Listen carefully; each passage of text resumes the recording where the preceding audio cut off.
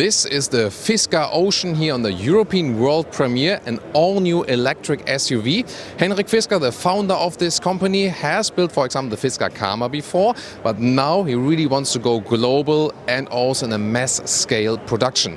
This will be very interesting. Why? Well, first of all, it goes in the same direction as the VW ID.4, the Autogefühl e-tron, Tesla Model Y, Ford Mustang Mach-E, Kia EV6, Ioniq 5 from the size. 4.77 meters or 188 inches is the length of this EV SUV. And that's actually, a pretty interesting size because you can do a lot with that vehicle. And you can see here the spectacular California mode, which can lower all of the windows at once. And for example, you can put then this surfboard right there. You see this typical hatch ending. Looks a little bit like a Range Rover from the rear, doesn't it? And the trick here, what Henrik Fisker did is they are getting built at Magna Steyr in Österreich, in Austria. So, and the cool thing is, at this plant, they built the BMW Z4, the Toyota Supra, the Mercedes G-Class, BMW 5 Series are also getting built there, and also Jaguar E-Pace and Jaguar I-Pace. And actually, for example, with Jaguar, these two cars are the best in the reliability and also durability, and also counts for the BMW models. So indeed, with this factory they're building this vehicle in, they already can start from 0 to 100, not like with Tesla, for example, who have been struggling with quality problems and needed to advance first. Looking at the front, actually a quite distinctive design here, Ocean logo in the illuminated style. That's actually quite neat. This and the Fisker logo. And the lower design is kind of bold and sporty, and this also then some cooling holes. So tell me what you think. This comes out when a designer leads a company. Of course, these lights will also be illuminated for the daytime running light. This light strip goes all the way through. In the side, we can see here either these 22-inch bigger wheels, or you would start with 20-inch aero wheels. They would be more closed off then. We see these crossover wheel arches. This is, by the way, like a matte blue paint here also. Very interesting one. Of course, more will be available. And then the window line is actually quite slim.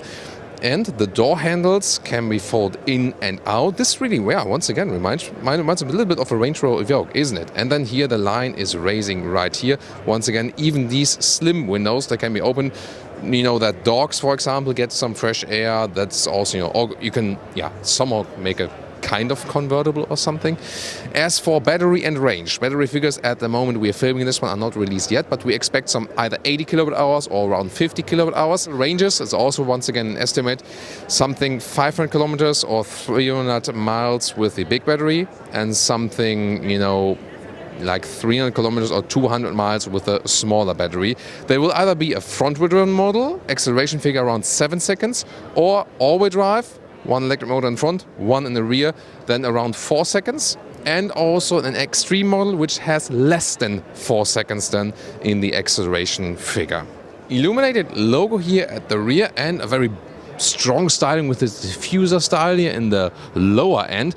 By the way, they will give 6 years warranty on the whole vehicle. Maybe also the confidence then from the plant. And even when you buy one in the US, you will get one from the plant in Austria, actually.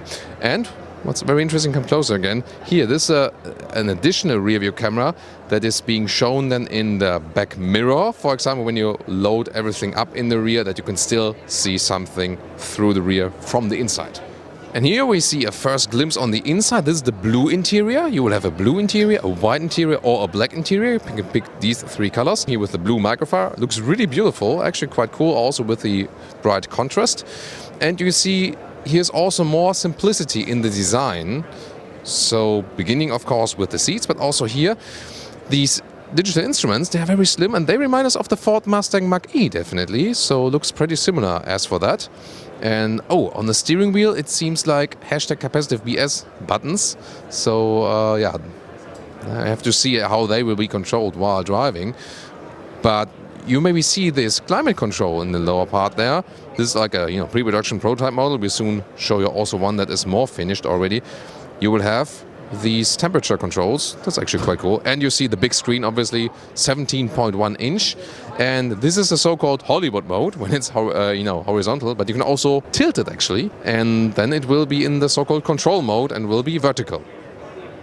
Here we also have the silver vehicle for you, and they also turn on the ignition on this one. There you can see this light strip that goes all the way across, then here also through these very slim LED lamps.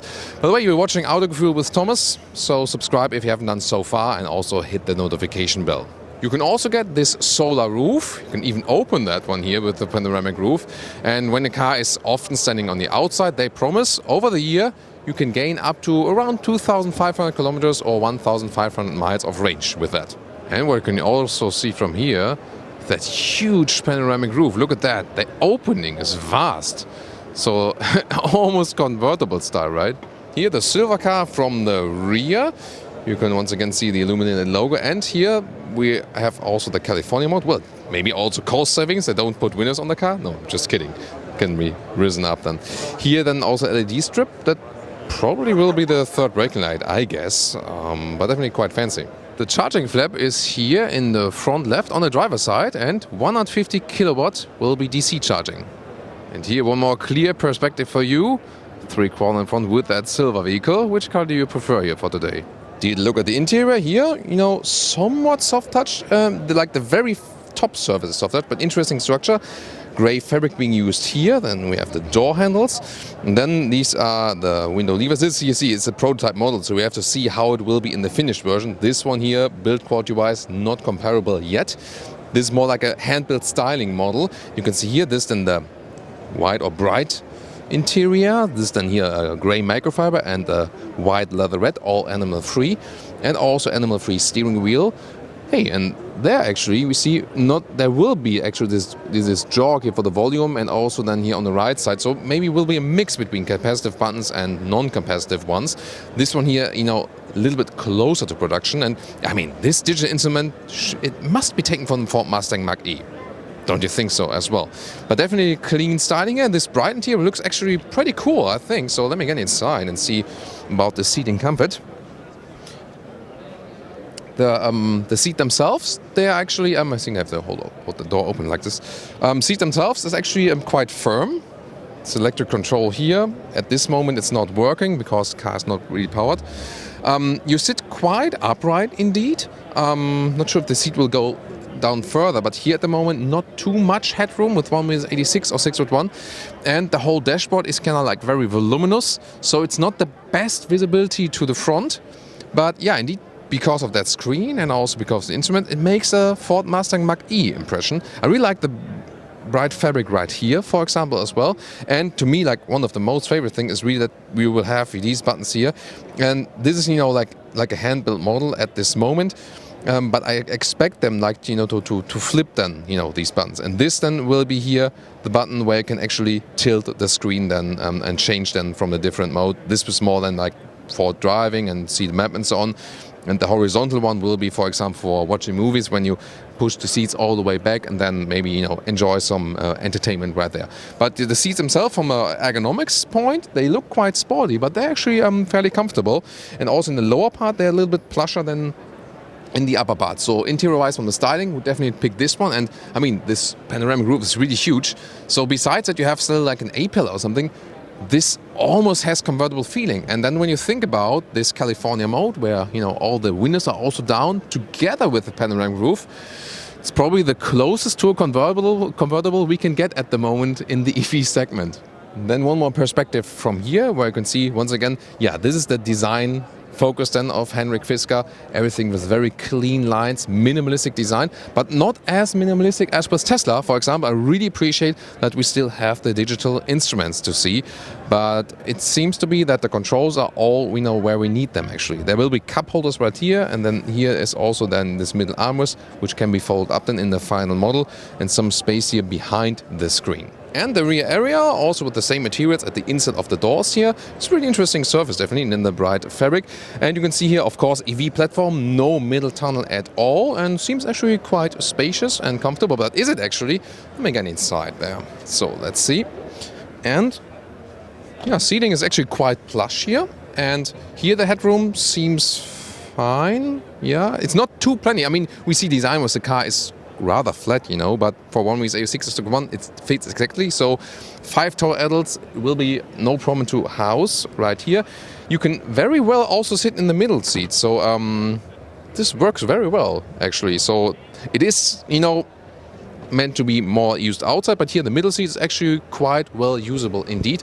Once again, this being an early prototype model, and if you subscribe, we can also keep you updated then with the further models coming. And of course, we will soon also exclusively drive this vehicle here on Autogefühl for you. The rear hatch here, you see, it will be higher in the final model. This year in the product model, it's a little bit lower, but it will then be higher, and it will also feature an electric version. But the interesting thing is here, when it's open, it has kind of square dimensions, actually. You can see it right here. So it doesn't seem too high, but of course in Autogefühl, we really always measure things. So the length is about 90 centimeters or 36 inches. Here, 36 inches, about that's the length.